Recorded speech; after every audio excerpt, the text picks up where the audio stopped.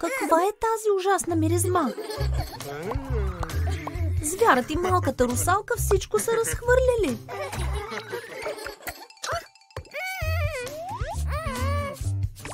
О, не! Те имат бълхи! Къде отидоха?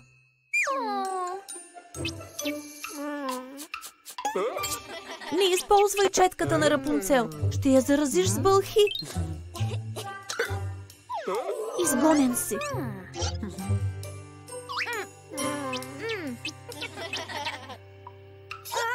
Това е куклата на спящата красавица.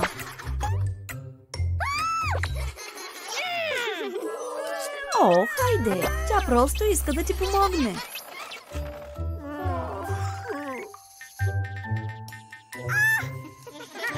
Ще трябва да се постараете, момичета.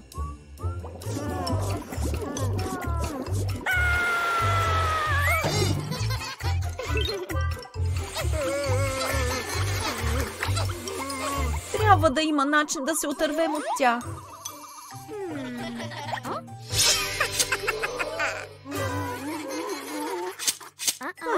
Май се престаравате малко.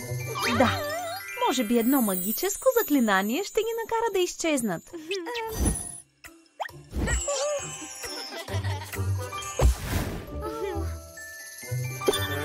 Вау! Изглеждате фантастично, приятели!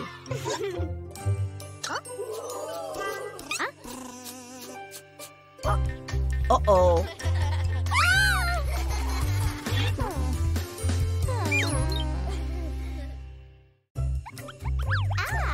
О, не! Изглежда, че Алиса и малката русалка са болни.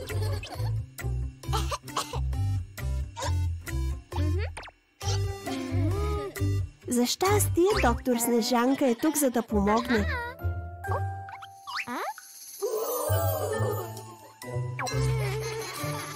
Малката русалка вече получи имунизацията. Сега е твой ред, Алиса. Къде отиде? Не трябваше да бягаш. Лекарството е полезно за теб. Гледай внимателно, малка русалке. Хайде! Трябва да я намериш преди да се е влошила.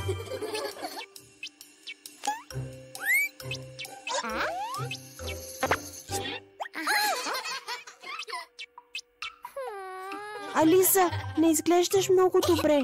Трябва да се престрашиш, ако искаш да оздравееш.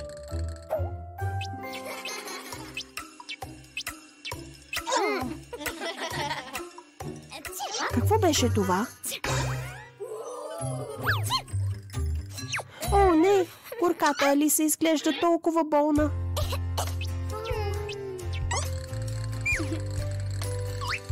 Може би, ако държиш мечето, няма да се страхуваш толкова.